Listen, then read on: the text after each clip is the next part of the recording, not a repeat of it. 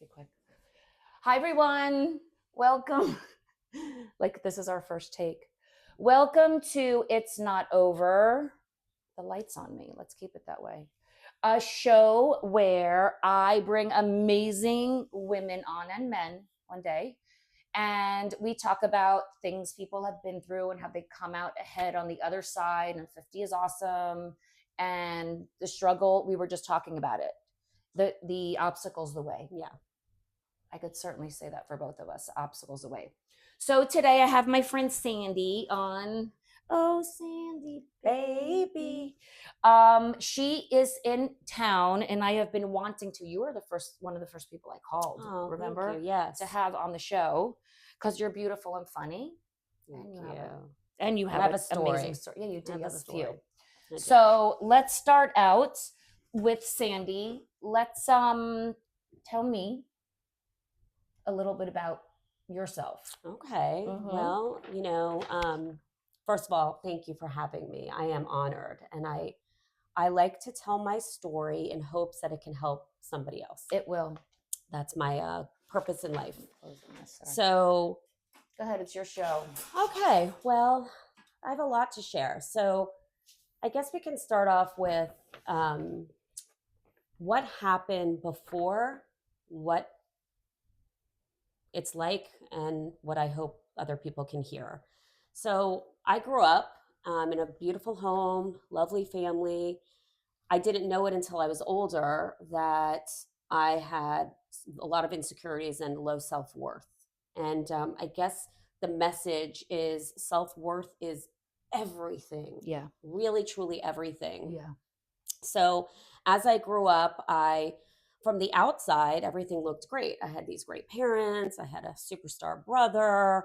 I went to school. I did well in school. I went to college. I went to graduate school. Were you a rule follower? I was a rule follower on the outside and a very rebellious person on the inside. Okay. So I didn't get caught, but I was not, like in high school. I guess a lot of people probably were rebelling. But then I went to the University of Florida, had a blast, met some beautiful friends. I will say that I always had a boyfriend since like 10th grade. I never not had one. And sorry to any of the boyfriends out there, but it was a need for validating my self-worth. Like if I had a boyfriend, I was fine. And I didn't necessarily want to be with those boyfriends. I just thought it would give me self-worth. So I was really seeking outside influences to fill up a hole inside of me. But you didn't know it at the time. I did not know it at the time. I don't know how I would know that at a young age. Yeah.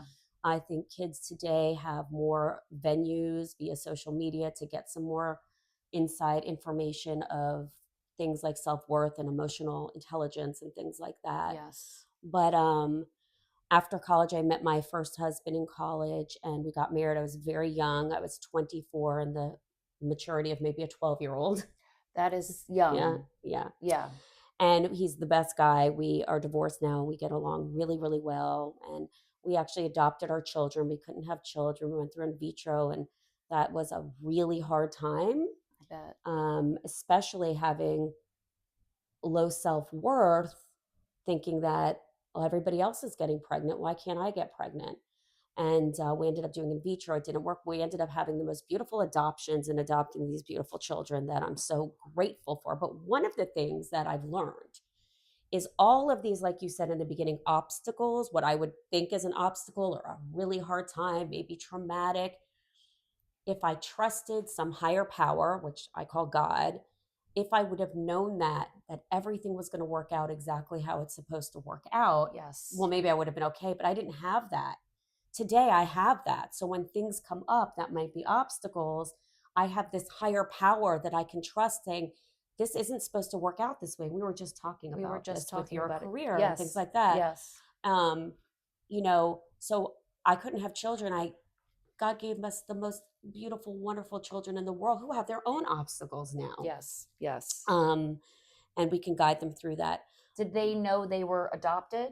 Always. Okay. It was their bedtime story. Okay. Always. One was from Russia. One was from Georgia, not the country, but Atlanta, Georgia.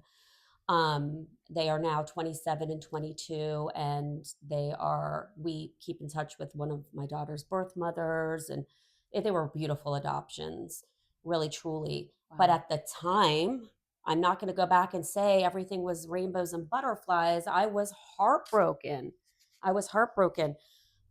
Anyhow, hindsight is 2020, but what I can use from those obstacles, those challenges, is that now I can look at problems, challenges, obstacles in my life and say, there's a reason for this. And everything has always worked out 100% of the time. Not the way I want it to, maybe not the timing that I expected. Right. Different time and different way. God had a plan and everything is okay.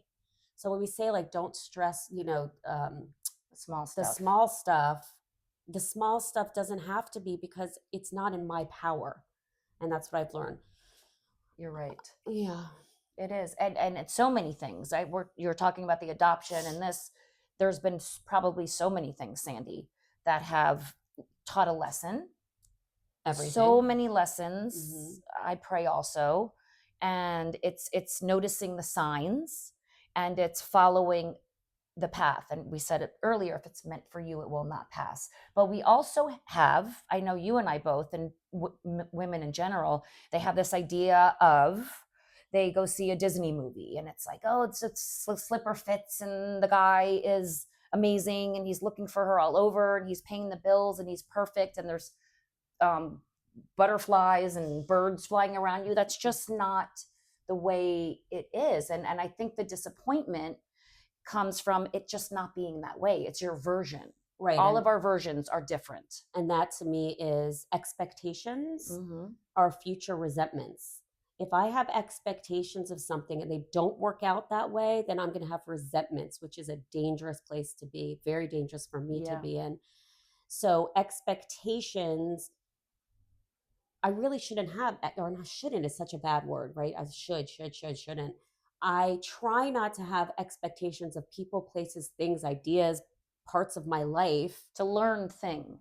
It is. It is very much a learned thing. It is a practice. It is a practice. But one thing what's changed my life the most, and I share this often, but not this openly, is that I'm a recovering alcoholic.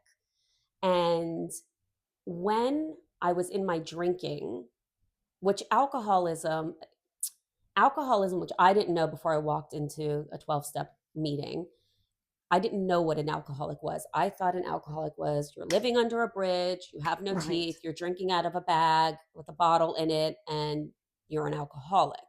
Well, I'm an alcoholic, and I don't think I look like that. No.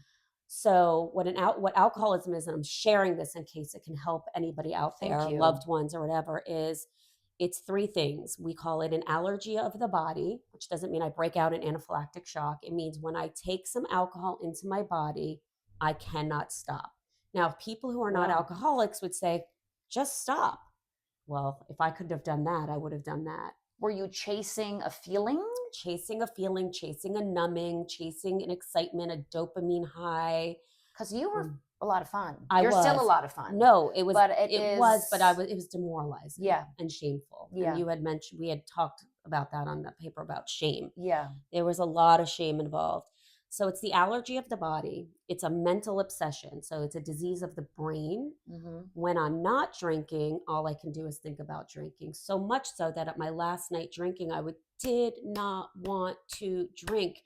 You could put a lie detector on my arm and I would say I'm not going to drink and I would pass it because I believed it. And then the brain starts the mental obsession and there's no defense against it. And I had to drink. Wow. I could not drink. Were you hiding it? I wasn't hiding it. I wasn't there yet, but I would have been because it's a progressive disease. It only gets worse. It never gets better. Yeah. Well, maybe I was hiding it. Like I would be drinking before I would go out. Yeah. I wasn't drinking at work. I wasn't drinking in the morning. And that's important because people think, oh, I don't drink in the morning, I'm not an alcoholic. Or I don't drink, I don't hide bottles in the vacuum cleaner bag, I'm not an alcoholic. That is the general impression of alcoholics. It is. There's no teeth and they're under a bridge and they hiding alcohol and jobless and stealing and just not be able to function.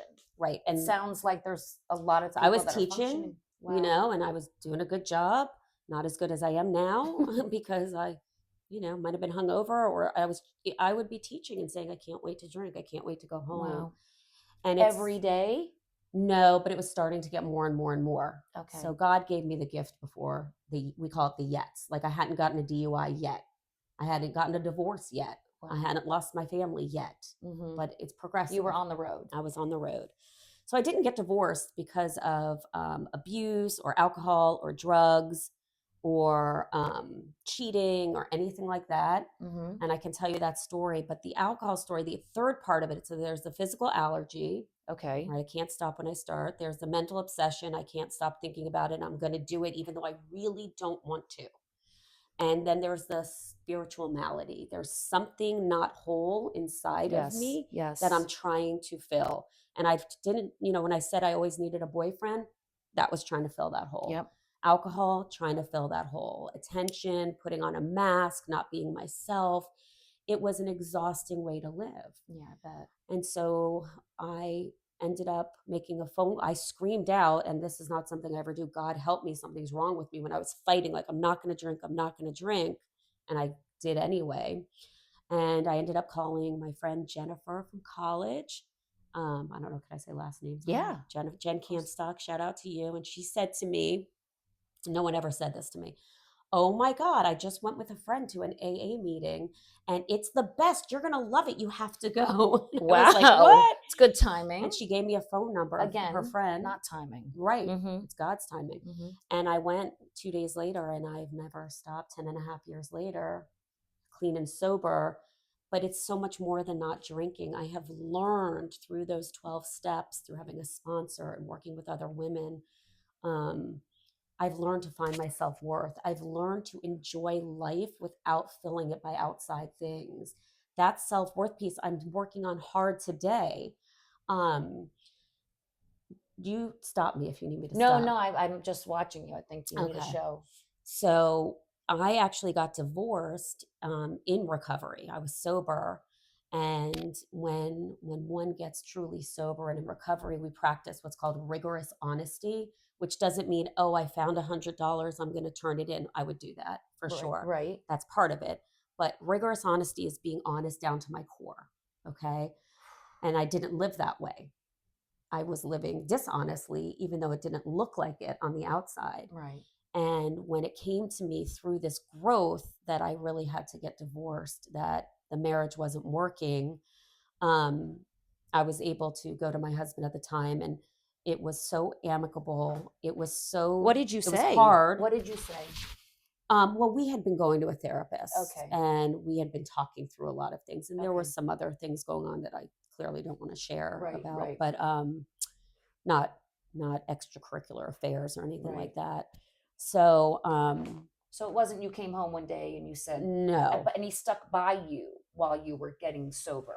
He did. He stuck by me. He stopped drinking. We had no alcohol in the house. He said he never had to drink again in front of me. He was amazing. Wow. But I still needed to be honest with myself, and the marriage just wasn't working. And I shared this with Julie earlier. I believe that saying I have to get divorced is the most courageous, bravest, and hardest thing to do, because it's not just about me. It's about my husband at the time, his beautiful parents, my beautiful parents, our children, our dog, like finances, everything. It's the scariest thing for a woman, especially. Well, not especially, because it's scary for men too, but typically a man might be making more money and stuff like that. So my divorce was a result of my recovery and my truth. And I think if there's women out there, I hope people don't get divorced and can work it out. Yes. Try that. Definitely try that. Yes.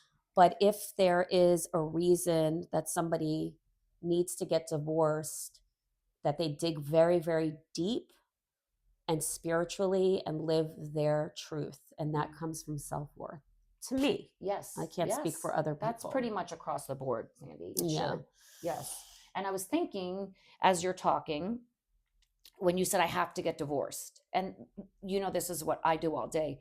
Why can't it be I'm choosing to get divorced? Why does it have to get to something so horrible. Or everyone knows. I don't get on coaching people where they're like, oh, I didn't know for a year. I thought a year ago. I was waiting for my kids to go to college.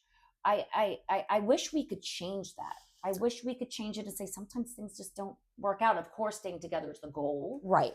But we maybe choose. It's semantics. Yeah. Well, I love that so much, Julie, because I did choose it. It was a choice. Yeah. I didn't have to choose that way. And that is a brave, courageous thing to choose, and very, very hard. And I think a lot of people might disagree with that, right? We stay married, you get married, you stay married. Well, when we got a get, which is a Jewish divorce. Right. And the rabbi told me this beautiful, beautiful thing. He said, in Judaism, divorce is not looked down upon. That the saying is, you should separate and live happy lives, and everyone should be happy, which gave me such peace. Yeah. And we separating is, because I know we spoke about this earlier, you have a very amicable relationship with your ex. Separating is not, I hate you. It's not, I wish I didn't marry you. We both said earlier we wouldn't change a thing. It's just literally, you went through this time together and you're just separating the being married part. Yeah. Yeah. And I will share this because it is a dream that two people can separate, get divorced, and have such a beautiful relationship for their children, for themselves, for their families. I have that by the grace of God, but it takes two people, right? So it takes two people who are very whole on the inside. Yes. With their pushing their ego to the side and their pride and not having those narcissistic qualities to be able to be so kind to each other. It is remarkable. It is. What Glenn and I have. It really is. It is. I commend you. Yeah, me too. Thank you. And him. And actually, he's getting married this month to one of my favorite people in the world, Zoe. I call her my sister wife. That's amazing. And she's part of our family. And I recently got married December 27th. We need to talk about him. We need to talk about Coop. Because your name gets brought up to me often, so and it's always the first thing, she met the greatest guy. And so he is my miracle. How did you meet? We met on Bumble. Okay. Shout out to Bumble. It didn't work for many years and for your me. Friend Jennifer. I will shout out to Jennifer because she helped me get sober. Yeah. I wouldn't have. I would not be with Coop if I was not sober and in recovery. That is true. Remember, the alcohol is just the symptom. When that goes away, you find out really why you drank. It's not the alcohol; it's deep inside. So shout out to Jen. Yes. Shout out to Bumble. I dated for 5 years. One of the hardest things I went through was I did have a relationship for 2.5 years. Red flags everywhere. Of course. I just was not whole yet to be in that situation. Remember, I was sober, but still learning, and as I still am today. And we were together, and he was tall, and he was handsome. He made a good living, and that was good enough for me. And there were red flags everywhere. I will not share them on this podcast. Yeah, I'll share with you afterwards. We need to do something about that because we're women. A lot of women are looking to fill a hole, and they will accept very little and settle for very little because they have no or very little self-worth. They don't think they deserve it. Right. And that makes me sad. Yes. Well, let me tell you what God did for me. So I say God does for me what I cannot do for myself. I was not going to break up with him. I would have lived the rest of my life, and I'm sure ultimately been separated or divorced from him. It was not a good situation. But God said one day, you are not going to be with him anymore. And he called me up, never said a word about a problem we had, and broke up with me. And we never talked again. Wow. Yes. How amazing. Well, it was heart-wrenching. It was like a drug being pulled from me. And it was the hardest time I've ever been through because when my mom passed away 17 years ago, I was drinking. I was numbing. I had nothing. And I had tools of my 12 steps of Alcoholics Anonymous and my sponsor, and I dug deep into recovery. And I made it through that, doing a lot of work. And then I said, I'm not dating anymore. And I did a whole entire podcast working with inner child and love addiction. which is really all about self-worth and That is understanding why would I be amazing. with someone like that? What's going on with me? So instead of blaming him, which I did at first, what's going on inside of me that I would ever be with someone who would ever do that to me? Right. Because remember, he never said a word. He just all of a sudden said, I'm done. But you And knew it in your heart. I didn't know in my heart that, I knew in my heart Yeah. that this was not a healthy relationship. Right. Right. So it wasn't. Yes. But I needed that. So I'm one of these people that I need toughness to get me to the next level of growth. Yes. I need these, we say pain is the touchstone of growth. If I'm having pain, I'm having growth if I want to have the growth. Yes. So I did. And then when I finally you have to feel it. You have to feel it. So many people are afraid to feel it. You have to feel it Mhm. and have to understand your part, my part. Yes. I could blame people and be a victim all day long. That's going to get me nowhere. People do it often. Yeah. They Play the do. victim. Yeah. And they know it's themselves, but it's so much easier to point a finger. It's really one of the hardest things. We've both done it, to work on yourself. It and is. to recognize this. It's really, it's not you decide one day you're going to work on yourself and you start working on yourself and you're this It's over version of yourself. No, it's constant hills work and valleys and constant work, and you're still working. always. What Always. do you want now? Well, I am in a place where every miracle, we have promises in the 12 steps of Alcoholics Anonymous and in any 12-step program. And the promises are the most beautiful things. And every one of those have come true for me. Every single one of them. Not the way I thought, not at all the way I thought, but they have in the most beautiful way. So now I'm married to the true, honest love of my life. He's a growth mindset guy. So when we met on Bumble, after I stopped dating, I did a 90-day man cleanse. I'm recommending it to anyone. I should do that. Yes, there's no dating, there's no swiping, there's all work on myself. I did it and I started dating and not with the right people. And I said, I'm done. And I literally looked up at the sky and I go, God, if you want a man in my life, a partner, you got to do it. I'm done. And I stopped looking at Bumble. And it was in his hands already. It was in his hands already. Yeah. There's no question. And it's all timing. I could not force Coop in my life. Right. So I came home from a concert one night and I was like, oh, I'll just look at Bumble. And there was Coop. And I said he was Jewish. So I didn't care anymore. I wasn't trying to impress anybody. Right. And I just said, Shalom, Coop. And that was it. And I got a message from him the next day. And we never stopped talking, dating, loving each other. It's just the most honest, respectful, reliable, kind, sexy relationship. Dreamy. Now, does he have children? He does. He has 3 beautiful children. They're grown. They are. One's in college. Do you have a nice relationship with them? I do. I like them a lot. Sandy. And he has a very nice relationship with my kids. And they have a nice relationship with each other. And it took a minute. Oh, I bet. I mean, his kids weren't like, I was the first person he ever went on a date with after his divorce. And he waited a long time while he was going through that divorce process to date. So that was a different kind of guy too, right? He wasn't like jumping in the sack with everybody. Right. I appreciated that. Yeah. So it took his so much a more little than bit. that. We figure that out later in life. It doesn't hurt.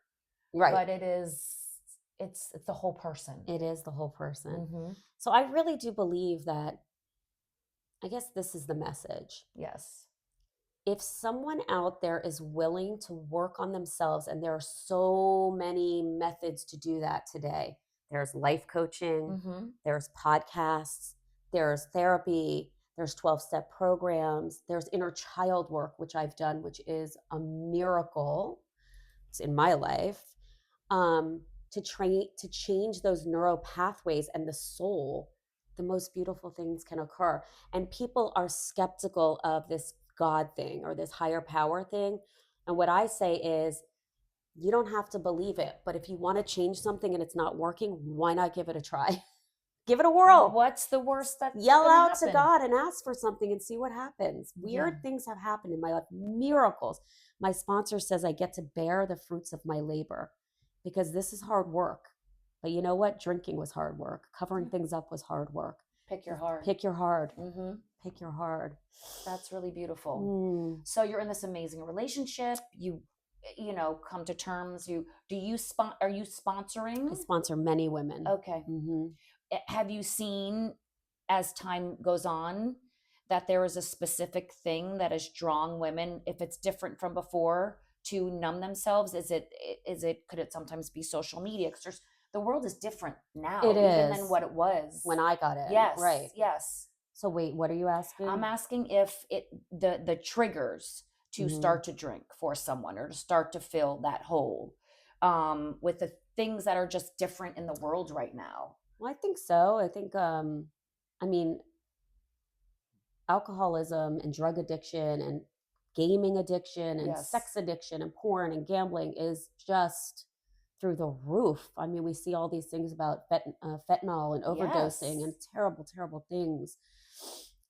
There's two things. One, there's so many triggers. Yes, I Okay. think comparing, looking at social media, Comparing, comparing awful with is its poison. filters and the fake Hmm. butts and the it's not It can it's be. not literally not real. It's not, but and I can look at that through a lens of everybody gets to do whatever they want, but I get to live my life the way I want. Right. Instead of comparing and saying, I should look like that. I should be like that. I should get that butt lift. I should do this. Mm-hmm. If I want to get a butt lift, I'm going to get a butt lift. I'm not getting a butt lift, but Right. It's your yeah, choice. it's my They're choice. all options. So what we choose, Yeah. that's falls on you, or that is on you. It's people always want to choose, many times, especially younger women, the shiny thing, Mm-hmm. because it catches your eye. Mm-hmm. They're not want to see the duller thing that has been through more. It's Mm-hmm. not dull, it's a little bit duller, but it's been through so much. Yeah. That's how you make a diamond. That's how you make a You're just diamond. Yeah. making it. You're So shining up an old piece of coal or something. you're Is shining that up. how it I works? think so. I don't know. I think so. Okay, so what about Oh, advice? Okay, wait, let go me just ahead. share one more thing. On the Yes. other side of all of this addiction is my daughter, who gave me permission to share this, is Okay. currently in recovery. Okay. She Wow. just went to rehab. She's in this amazing program for young people Wow. in Atlanta, and she's 100 days sober. Woo! And there's a huge group of young people getting sober these days too. That's amazing. It is amazing. As sober is kind of the new cool. Yeah. Yeah, it really, really is. So maybe there's, maybe social media can be really positive and kind of promote sobriety for young people. I love that. Mm-hmm. Just being present. Mm-hmm. Just being present. Because the world now is cuckoo, It is a and little people cuckoo. are afraid to be present, but it's happening. And we were just talking about your mother passed 17 years ago. Where does the time go? Mm-hmm. It's unbelievable. So, and what are you doing with your time? What Well, are people doing with their time? what are people doing? And what are yeah. you doing with your time? No. Well, you're teaching. I'm just retired. Okay. So this is another miracle. How old are you? I'm 55. Okay. But I'm going to Double be nickels. 56 this month. I just retired in December from 30 years of teaching special education. Mhm. You know about that. Yes. And I am going to hopefully go back part-time, very part-time. I struggle with, and there's probably women or people this age, with what do I do that is purposeful. I spent my 30 Absolutely. years teaching children with special needs, coaching the Special Olympics, doing this really cool stuff, being very busy. I go to Lifetime Fitness every day and I work really hard in my recovery. I go to many meetings a week and work with women every single day. You still So do. I have that purpose. Mm-hmm. And I can't wait till Coop gets to retire so we can spend every second together. And I mean that. I know. He's my favorite person. Real. Yeah. Yeah. That's so fucking beautiful. I think that is. And people need to find their purpose. Yes. People have to find their purpose. Yeah. And it is recognizing, as you get a little bit older, with the what next, Sandy, is what do you, men and women, they don't know what they want. They have been a wife and a mother, and their children go away to college, and they look at each other and say, holy shit, what are we going to do now? It could be such a beautiful opportunity to rekindle, but to pretend it's the same as it was when you met at 25. Right. It's really appreciating the things that people have gone through and the people that they have become. Yeah, it's true. I love all that. And I wonder, for the people who are still married and out there and doing great, if this stage of life can be that rekindling, you know, like I can imagine if I was married all those years and now the kids are, you know, away and we have this time, maybe we're retired. I mean, I get to do this with Coop and we just met 3.5 years ago. So aren't we lucky that we get to start now? Yeah. And people who have been together, I mean, to find new hobbies together and Yeah. new sex positions, Yes. maybe. I don't know. Yes. How Yeah. beautiful. Yeah. But you sign up for it. And even that sometimes is work. Oh, right? yeah. And finding yourself, but how beautiful at the end. And if you have lost the love for yourself along the way, it's a little bit harder, but anything is doable. Anything's doable. And there is, I think was it Stutz? Did you see that documentary, Stutz, the therapist? Was it Jonah Hill? I don't know. It was amazing. If anyone wants to watch that, he says there are three, and I might not get this right, three definites in life. There will always be uncertainty. Right? There's a war, there's politics, or we don't know what's going to happen. We could be nuclear bombed tomorrow. I could win the lottery tomorrow. I don't know. I prefer you win the lottery. I know. Me too. So I'm going to focus on that. I think I want it on camera. I want a little bit. Yes, just you can. Like I don't play it. Oh. So there's uncertainty. I got to go back to work. Yeah. Sorry. If I win, I'll give it to you. Okay. And then also there's hard work. There will always be hard work, right? Retirement, great. But now there's hard work finding my passions.